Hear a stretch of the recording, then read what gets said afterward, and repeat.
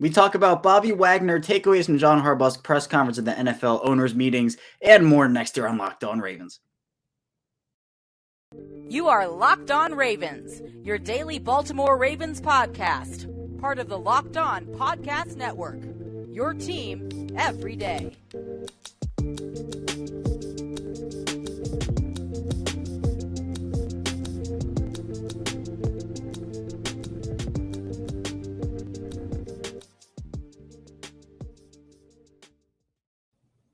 And we return here with another episode of Locked On Ravens, your daily Baltimore Ravens podcast. I'm your host, Kevin Oestreicher of Ravens Wire. We're, of course, here on the Locked On Podcast Network, your team every day. Thank you for making Locked On Ravens your first listen of the day. We're free and available on all platforms. We return on a Taco Tuesday edition of the show. We'll be diving into a ton here today, as there is a lot to talk about as John Harbaugh had a very early press conference at the NFL owners meetings around 7:45 a.m. Eastern time, talked for around 30 minutes and talked about a lot of different things relating to this Ravens team. So we'll dive into takeaways and the things that he said in our second segment. In the first segment, I do want to get into some Ravens news, notes, and quotes, as there was a hire that the Ravens announced. Also, some potential updates on the Bobby Wagner situation, a very interesting report from Josina Anderson of USA Today. So we'll talk about that first in the first segment. Then in the final segment, we'll dive into more mock drafts from Twitter. I know I didn't get to all of them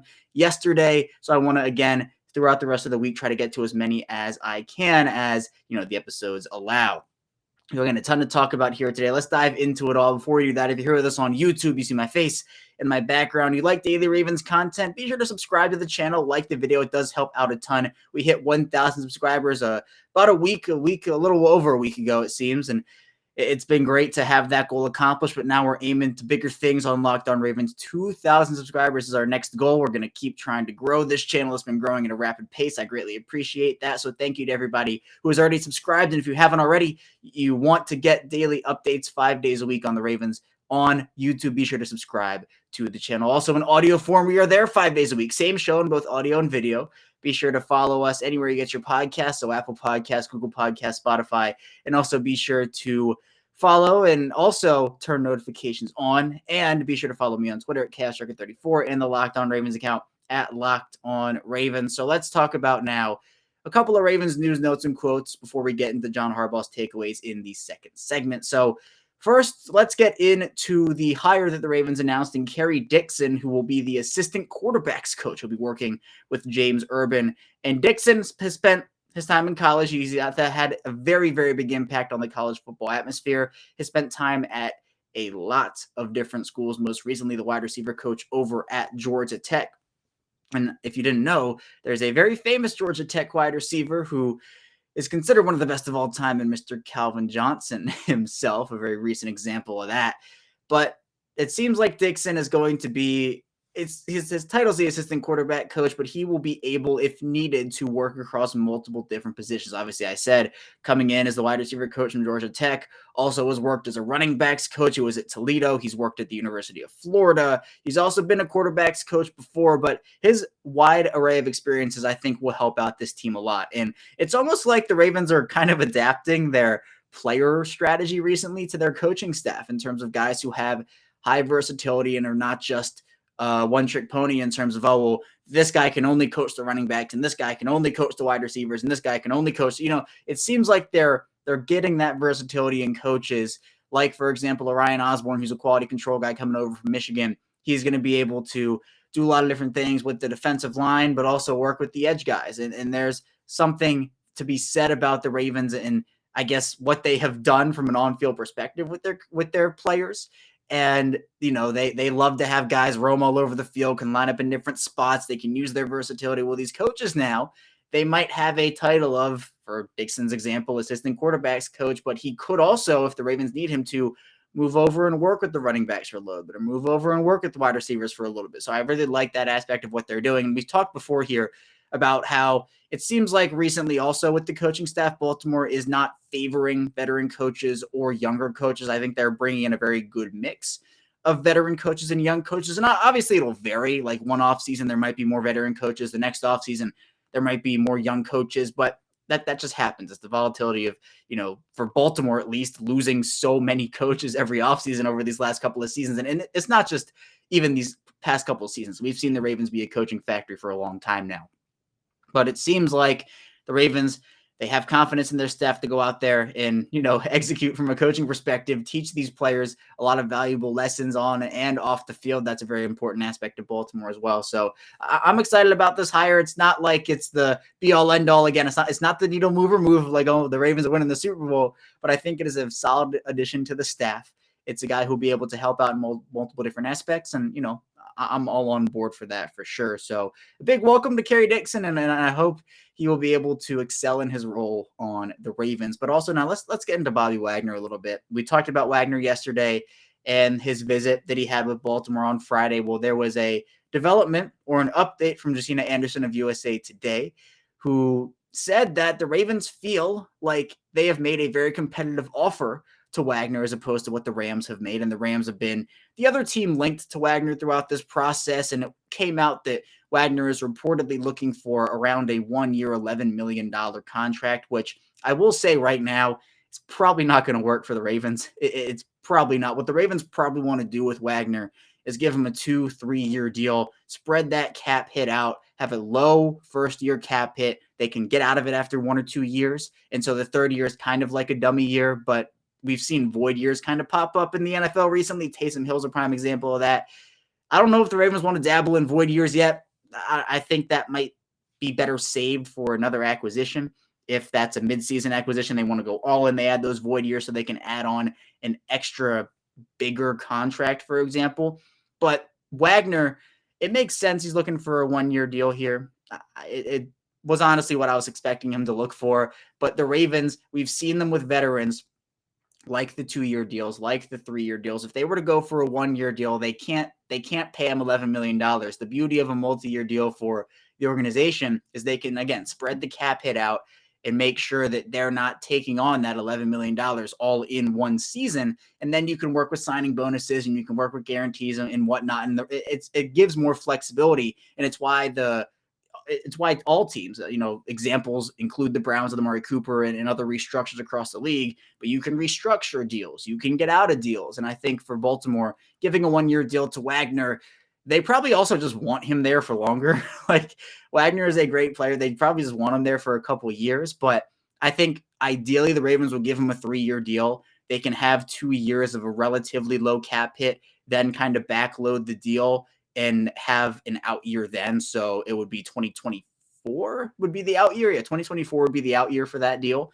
A 2-year deal wouldn't be terrible either, but I'm sure Wagner probably wants to hit the market one more time before he's considered past his prime. And for a player like Wagner, who knows when that will be, I think Wagner is he's coming out of his prime right now, and maybe with a really, really Pro Bowl all caliber year with a team like Baltimore or with the Rams, he will be able to rebuild his value and get a 2-year deal for his potential final contract or 3-year deal for potential final contract. But Wagner will be 32 before the season starts in 2022. He's 31 right now. So he's not a long-term option for any team at linebacker.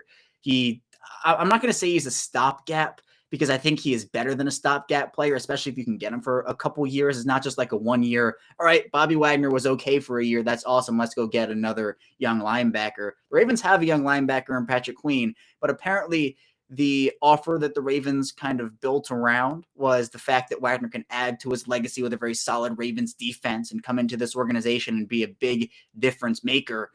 And so we'll see what ends up happening. I gave my opinions on yesterday's show about Wagner. If you want to get my full segment take on Bobby Wagner, we'll be talking about it, of course, throughout the rest of the week. But if you want to get that take, be sure to tune into yesterday's show. We also had a 7-round mock draft for the Ravens. But I think this would be a no-brainer, again, if the price is right. Now we're getting into a little bit of the money part here, where Wagner wants that 1-year, $11 million deal. I saw somewhere the Rams offered around $4 to $5 million for a season or multiple seasons. Don't quote me on that. I'm not sure if I'm remembering it right, but if that's the case, I think Baltimore could probably go a little higher than that on a 1-year deal, but I feel like they would probably be pretty reluctant to offer a 1-year deal for Wagner, especially with Calais Campbell potentially returning in the cards. There are other depth signings the Ravens can make. They have to save money for their draft class.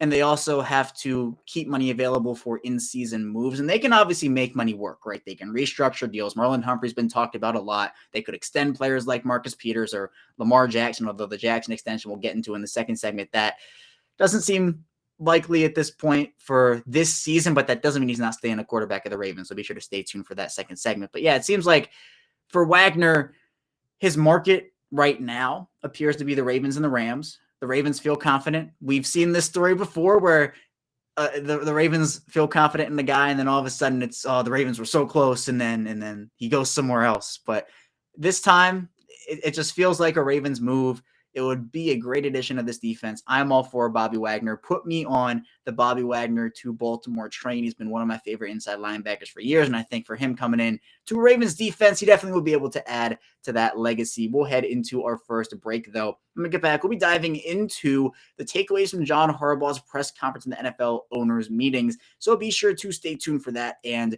we will be right back. But first, let me tell you a bit about BetOnline, and now we have the Final Four in March Madness for 2022. And if you've been keeping up with me here during these ad breaks, I've been giving you my finals that I put in for March Madness, and it was Gonzaga and it was Illinois. Yeah, I've been out for a little bit now. So it wasn't a great year for me in terms of March Madness, but that doesn't mean the betting stops. You can still bet on all of the national championship games coming up in the Final Four. BetOnline.net's your number one source for all your betting needs and sports info, from all the latest odds, contests, and player props, you name it. That also includes Nikola Jokic MVP odds, where the Nuggets won last night, and that was a pretty close game, all things considered, against the Hornets. So if you bet the Nuggets outright and they won, congratulations on making some money. But it's not just basketball. BetOnline is your continued source for all your sports wagering information needs, including live betting and your favorite Vegas casino games. So head to the website today. Use your phones to learn more about the trends in action. BetOnline, where the game starts. We're back here. Our second segment of Locked On Ravens. Kevin Oestreicher, your host, still here with you. We talked a bit about Bobby Wagner, the Ravens hiring of Kerry Dixon as the assistant quarterbacks coach. But let's talk now a bit about John Harbaugh. And again, John Harbaugh was up and early and sitting at that podium around 7:45, answering some questions from the media. And he gave a lot of insight. Again, a lot of informative answers. And he's a coach that keeps some stuff tight to the vest, and as all coaches do, but he also provides a lot of information in his answers that you have to kind of read into to pick up on in some instances. And so I'm very happy John Harbaugh had this press conference, first of all. So getting into some of the stuff John Harbaugh said, my takeaways from what he ended up saying. Let's start off with the center position. And John Harbaugh ended up saying that it's pretty doubtful that they'll find a starting center in free agency, and that they feel confident in their options in the locker room, and that Patrick McCarry and Tristan Colon are good options for them. And it appears pretty likely to me that Patrick McCarry will start for this team week one unless a center option comes in. And so this, to me, pretty much ends the J.C. Tretter to Baltimore train. It is something I do not want to end, but alas, here we are. It's coming from John Harbaugh's mouth. And, he expressed confidence in Patrick McCarry. And I said it's funny timing, I said on yesterday's show about Patrick McCarry, and I've said it before, that my ideal role for McCarry is a super sub offensive lineman, sixth man, who you can insert at any position on the offensive line if there's an injury or you just need better play, and he can provide you with really good play. Now, the issue with starting him at center for me, and again, it's not the biggest deal in the world. Like, I think Patrick McCarry gets a little bit of an unfair shake because of what happened in Buffalo, but I still think that Tretter would leaps and bounds improve this offense. But regardless, the issue with putting Tretter in at center and not using him as the super sub offensive lineman is that if there is an injury, you all of a sudden have to shuffle your offensive line. And let's say that, Morgan Moses gets injured for a game and he's injured in the first quarter or something. Knock on wood, that doesn't happen. But then McCarry has to move to right tackle, which would most likely be what happens. And right now, as the roster is constructed, McCarry moves to right tackle. Tristan Colon comes in at center, and you're shuffling around. You're getting practice reps with the wrong combinations in practice because you're not getting that. Now, if McCarry is a more talented player, look, you play him, right? You play the talented players on the field. That's what you do. You don't necessarily hold the player back just because he could be a super sub offensive lineman. I understand that, but I don't know. I think Tretter would be a great addition. It's not happening at this point, it seems like, though. And the Ravens historically have not really invested in the center position, so it's not really a surprise to me. It was kind of a long shot to begin with. I was kind of trying to speak it into existence a little bit. It didn't really happen that way. But, I mean, the Ravens historically, again, have not really invested heavily in the position money-wise. It's been low contract guys. Like you go back a couple of years to Jeremy Zutah, you have Ryan Jensen on a rookie deal. He walks. Matt Skura, you have him on a smaller deal. McCary, smaller deal. Bozeman, rookie contract. So this is kind of the MO of the Ravens organization, to not invest at center. And certain teams don't invest in certain positions, and center for the Ravens is one of them. So there was that update about the center position in general. And then Harbaugh also talked about the addition of Marcus Williams, and he said it was actually a surprise that the Ravens got a safety of the caliber of Marcus Williams, and said that he's a really good fit for the Ravens. And, they kind of weren't expecting to go into free agency getting Marcus Williams or getting a player like Marcus Williams. And it was really nice to hear Harbaugh kind of compliment Williams and explain his fit on this defense. And the fact that the Ravens were able to, it was a shock to a lot of people that the Ravens were able to get Marcus Williams with their cap space and everything, but Eric DeCosta got it done. And it seems like the Ravens are very, very thrilled with his addition. And it seems like he's going to be a great fit both on and off the field. So I'm super, super excited for that. And then also about the pass rushing needs, John Harbaugh said there are still some players in free agency there, and also added that the draft is a good draft for pass rushers this year, but also brought up Justin Houston. And yeah, to me, I don't understand. Justin Houston's been getting some slander, and I don't understand why. He played well for the Ravens in 2021.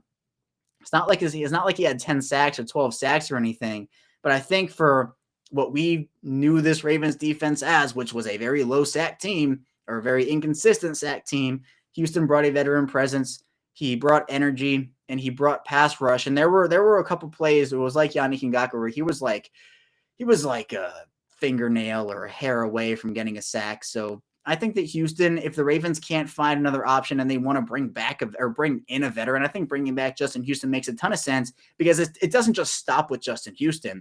I mean, you can get Houston back, I think, on a very cheap deal. You can then go in the draft and draft a Jermaine Johnson, Trayvon Walker, depending on who's available. You can get a guy in the mid rounds. I think that works out. The Zadarius Smith situation is not ideal, right? It happened. It's over with. It's done. But now the Ravens can pivot. They have already pivoted to Michael Pierce. It appears they're in the running for Bobby Wagner. I think bringing a guy back like Justin Houston would be a great move for them. And also, when talking about the Deshaun Watson situation when he joins the division, John Harbaugh said he has a lot of respect for him as a football player. But the bigger quote here is that John Harbaugh did say that we are not afraid to play anybody, end quote. And so, yeah, that's a big statement there, but you got to have confidence if you're the coach of a football team. And I really applaud Harbaugh's confidence here. This is a team that has never backed down. It's a team that plays up to opponents. It's a team that never wavers, never quits. And we saw a lot of close finishes last year. It wasn't like the Ravens were getting blown out every single game. The Bengals game's a bit of an exception, but you saw the Ravens fight to the end in pretty much almost every game in 2021, despite the injuries they went through and how much they went through that season. This quote makes total sense. This is the mentality of this team. This is why this team is so strong. And I get that, sometimes the Ravens will be favored. Other times they won't be favored. Like, that is what's going to happen. But at the same time, I feel like this is the attitude the Ravens need. It's not, well, are these guys going to be able to come back? Are we going to have the team? It's no, you know what? We're not afraid to play anybody. And I think that was a good approach to take there by John Harbaugh. And also about Lamar Jackson's contract, there were no updates really on the talks there. He does remain confident the deal is going to get done, but he says it's not on the forefront of Jackson's mind. And Harbaugh said that Jackson's focus right now is in training and not in the contract. And yeah, this is what I've been trying to say over the past couple of months here, where to me, Lamar Jackson, I think, is not going to sign this extension in 2022, this offseason. I don't think it's happening. Not because he doesn't want to stay in Baltimore, but because he wants to maximize his value. He sees the quarterback deals that people are getting. And let's face it, right now, Jackson's value is not as high as it could be. The end of the year that Jackson had in 2021 was not amazing. And in What Have You Done For Me Now Lately League, that is what people remember. And I think for Jackson, if he comes out, has this resurgence, borderline MVP / MVP season, Super Bowl champion, Super Bowl MVP, he's making himself tens of millions of dollars, potentially a season, when you think about it, compared to the contract he would have gotten if he signed it, let's say, the second week of 2022 free agency here. That would be a really big difference in money. And there are risks to that for Jackson. He could get injured. He could have another down season. But it feels like the Ravens want to get the deal done because they understand that Jackson is a great football player and they want to get him under a quote-unquote reasonable contract so they can have other money to spend, other moves and whatnot. But regardless of how much he signs for, whether it's 35, 40, 45, 50 million a season, et cetera, he's going to earn every penny of that deal. He has earned a big contract. These quarterback deals that we've seen over the course of this offseason with Deshaun Watson, Matthew Stafford, et cetera, those are all deals that help Lamar Jackson. Aaron Rodgers is another one. So, yeah, it makes sense to me that the deal isn't really at the forefront of Jackson's mind. I think he just wants to bet on himself. He's working hard at training. A hungry Lamar Jackson is the best Lamar Jackson, and I'm excited to see what he brings to the table in 2022. And so talking about next Ronnie Stanley, John Harbaugh said there's no timetable to return on Stanley's ankle injury. He's doing well, he said, by all accounts, but the Ravens aren't going to rush him back, and the focus is getting him ready for the season. So not really an update. It was an update that didn't really provide any updates. And the injury that Stanley suffered was so gruesome, so brutal. The video was horrendous. And, it's an injury that takes a lot to come back from. And there's no guarantee that Stanley's ever the player he was. There's also no guarantee that he can't come back from it, right? This is a situation that's really just wait and see. I am so hoping that Stanley comes back from this injury at full strength, but you just never know. So there's the update there on Ronnie Stanley. Then we talk about Calais Campbell. John Harbaugh said that Campbell and Eric DeCosta are talking regularly about a potential return, and he said that he has his fingers crossed. So yeah, let me cross my fingers too here. I think that Calais Campbell's addition would be a great one. He's brought so much to the team over the past 2 seasons. Hasn't been the greatest interior pass rusher. That's part of the reason the Ravens brought him in, but has been a leader off the field, one of the better run stoppers in the league. He's a player that teams have to account for on the defensive line, and I think that's very valuable. And plus, it seems like Campbell just loves the organization, loves the city anyway. So, yeah, I'm all for a Calais Campbell return for sure. But the Ravens also said that they're going to be changing the way that they practice. And that's a very big deal because with the injuries that happened in 2021, yeah, I think that something like this was to be expected. And part of that is the Ravens are not planning to hold joint practices this season. And obviously last year, the Ravens held those joint practices with Carolina, and they were good, and the Ravens seemed to enjoy them. But yeah, to minimize the risk of injuries, I think that is a very, very good thing to do. And then also talking about Odafe Owe, John Harbaugh said that his shoulder surgery shouldn't be a problem at all. And he said that as an injury that, you get back from pretty quickly, and he should be no problem for training camp. So a nice little update there on Odafe Owe. And then also about J.K. Dobbins and Gus Edwards, the 2 Ravens running backs who suffered torn ACLs. It was a pretty big loss for the Ravens to have those 2 guys go down. But for the Ravens, Harbaugh ended up saying that Dobbins and Edwards are making progress, and he's excited to see him come back and everything. But they could start the camp on the PUP list, and the Ravens are going to play it safe. So, this is the right strategy to take. The Ravens should be playing it safe with all their injured players. They shouldn't be rushing them back or anything. They have time. And if that does mean it's still on the PUP list, that doesn't mean that they're not going to be ready for the start of the season.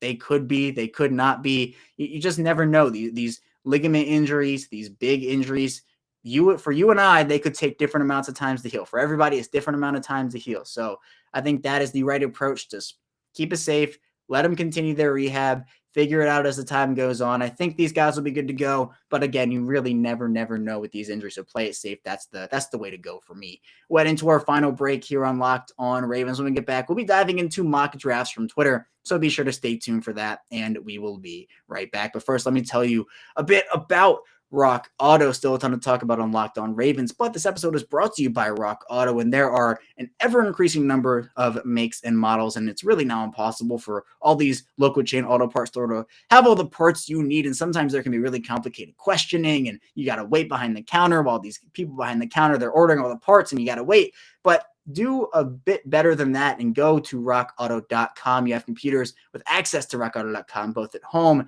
and in your pocket with your phones. And you can save a lot of time and a lot of money when using Rock Auto. It's also a family business, which is great. You can serve yourself. They serve do-it-yourselfers for over 20 years. And also the prices, they are super, super low and reliable for every customer. So be sure to go to rockauto.com right now. See all the parts available for your car or truck. All right, Locked On, they're here to hear about us box. They know we sent you amazing selection, reliability, prices, all the parts your car will ever need. RockAuto.com. We're back here. Our final segment of Locked On Ravens. Kevin Oestreicher, your host, still here with you again. Thank you for making Locked On Ravens your first listen of the day. And tomorrow we'll be back here. We'll be answering your mailbag questions. So be sure if you have a mailbag question, I put out the tweet on the Locked On Ravens account. You can comment your question down below there. Make your second listen now. Locked On NFL Draft with Ryan Tracy and former NFL cornerback Eric Crocker. They bring the NFL Draft to life every day with insight and analysis on college football prospects and NFL front offices. It's free and available wherever you get your podcast. But let's now dive into some mock drafts from Twitter. We had a lot of great ones yesterday, and it's really nice to really look at all the perspectives that people give with their mock drafts and all the trade ups and trade backs and the prospects that are taken. So it's not just my mock draft that we do. We also look at your mock drafts as well. So I'll read them as I see them here in the comments.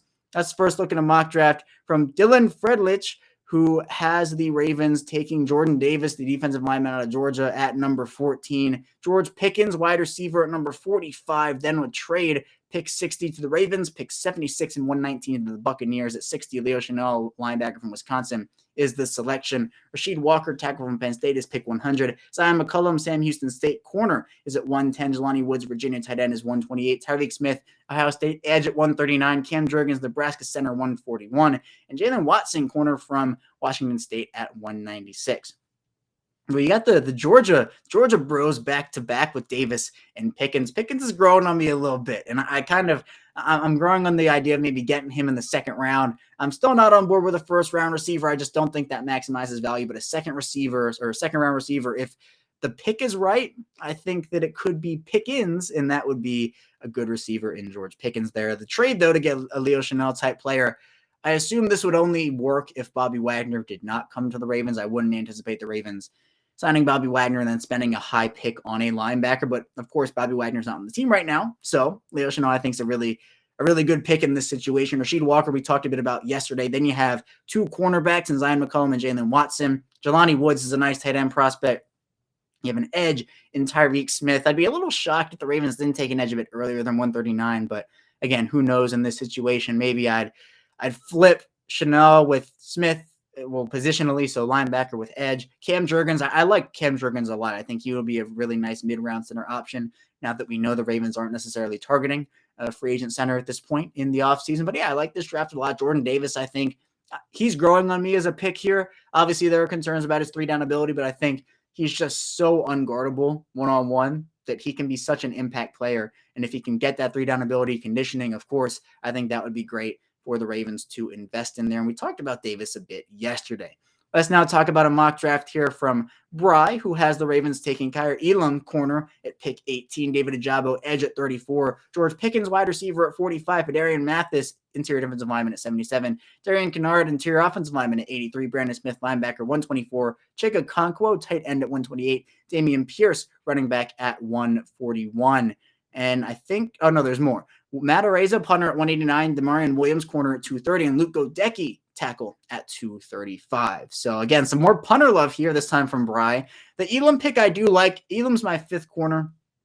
I have obviously Derek Stingley, Sauce Gardner, Andrew Booth, and Trent McDuffie, 1 through 4, and then Elam at 5.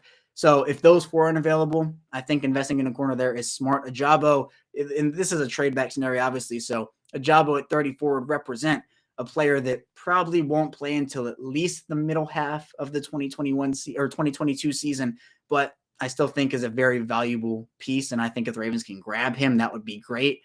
Then you have George Pickens. We talked about him. I'm growing on the second-round receiver thing. Then Adarian Mathis, nice interior defensive lineman. Kennard, nice offensive lineman. Maybe here, though, at 124 with Brandon Smith, I might take another edge because we know that Ojabo might not be ready. So if you can get an edge there and then maybe get another linebacker like a Sanborn instead of Matt Araiza or Luke Godecki or one of those later round picks, I think that might be best. But I like the top of this draft a lot because you're hitting on 5 straight needs. Also, maybe a center would be good to take instead of an inside linebacker. But I think overall the picks are there and the players are there. I really like all of the guys that were selected here. And maybe I would just take another edge there at 124. Next, let's take a look at a mock draft from Coach Scott Phillips, who has the Ravens taking Trayvon Walker, the edge, at pick number 14. Roger McCreary, corner at 45. Fedarian Mathis, interior defensive lineman at 76. Rasheed Walker, offensive tackle at 100. Martin Emerson, corner at 110. Matthew Butler, interior defensive lineman at 119. Jelani Woods, tight end at 128. Ty Chandler, running back, 139. Michael Clemens, edge at 141. And Joshua Ross, linebacker at 196. Last week I had 3 of these 4 picks. No, I had 2 of them. I had Walker and McCreary. I like the 1-2 duo of Walker and McCreary. And then you add in a beast interior defensive lineman with Mathis, Rasheed Walker, who is one of my favorite mid-round tackle prospects. You double down at corner at 110. You draft another interior defensive lineman there. I think for me, this hits on almost everything you need. Maybe a wide receiver instead of a second interior defensive lineman, or a second edge. Well, actually, no, not the second edge. I think that's important. But I think this draft hits on a lot of different needs. Maybe a center. I think that might be where I go here. So maybe like a Luke Fortner, Alec Lindstrom, Cam Jurgens, etc., Cole Strange. But I really like this draft. And again, the Ravens aren't necessarily going to hit on every single need in this draft. They still have free agency and some other areas to address stuff. But I think Jelani Woods is very underrated. Ty Chandler, I think, fits the team from a running back perspective. So yeah, I'm all on board with this one from Coach Scott Phillips. So a good mock draft there. Next, let's talk about a draft from Eric Zickafoose Jr., who has the Ravens taking Devontae Wyatt, Georgia defensive lineman at number 14, Jalen Petrie, defensive back from Baylor at 45, Kellen Beach, tackle at 76, Damian Pierce, running back from Florida at 100, Jojo Doman, Nebraska linebacker at 110, Zion McCullum, Sam Houston State corner at 119, Noah Farrell Jr., defensive lineman from LSU at 128, Zach Tom, tackle from Wake Forest at 139, Cordell Flott, LSU corner at 141, and Chig Okonkwo, tight end from Maryland at 196. Wyatt, for me, he's a riser. He's a fast riser in this draft class. I've seen him going anywhere from the Ravens pick at 14. I know some have mocked him to the Bengals at 31. He, to me, is a mid-first round prospect. So while this might be a tad of a reach for me, I don't think it's too big of a reach. I feel like getting a player like Wyatt, who has the versatility on the defensive line, is very, very important. But maybe you could snag him at 18. Maybe you could snag him at 19. I don't know. And obviously it's a risk to trade back, but that's where I am there. Jalen Petrie is a great player, does everything, is a secondary member. Kellen D should get good tackle depth. Damian Pierce, I think, with the news of Dobbins and Edwards maybe being on the PUP list, maybe a running back ends up going up a pick in terms of priority for the Ravens. So that could be a really nice option. And I like Pierce a lot for what he brings. Then you have a linebacker, another cornerback, another defensive lineman, another tackle, and 3 corners. I don't know if the Ravens are taking 3 corners in this draft. Well, depends what you classify Petrie as. Pro Football Focus has him as a corner, but I don't know if they're taking 3 secondary members. I think it might be 2. So whether that's a safety and a corner, 2 corners, I think that's where I'd go. So maybe at the 3rd corner position here, I might go center, maybe something along those lines, an edge player. There's actually not an edge player taken in this draft, so maybe I would take an edge player instead of Jojo Doman as a linebacker, and then take a linebacker late there. There's all types of shuffling here, but I like Wyatt as a player. I like Petrie. I like Beach. I like Pierce. And then the rest of the draft, you have quality depth. Chig Okonkwo at 196, I think, would be a steal. I don't think he'd be there at that point, but I like this draft here from Eric Zickafoose Jr. But that's all I have for you here today on Locked On Ravens. Thank you so much for tuning in. Be sure again to subscribe on YouTube if you want daily Ravens content 5 days a week. Follow in audio form for the same thing. When we get back here tomorrow, we'll be diving in to your mailbag questions. So be sure to stay tuned for that, and I will see you tomorrow.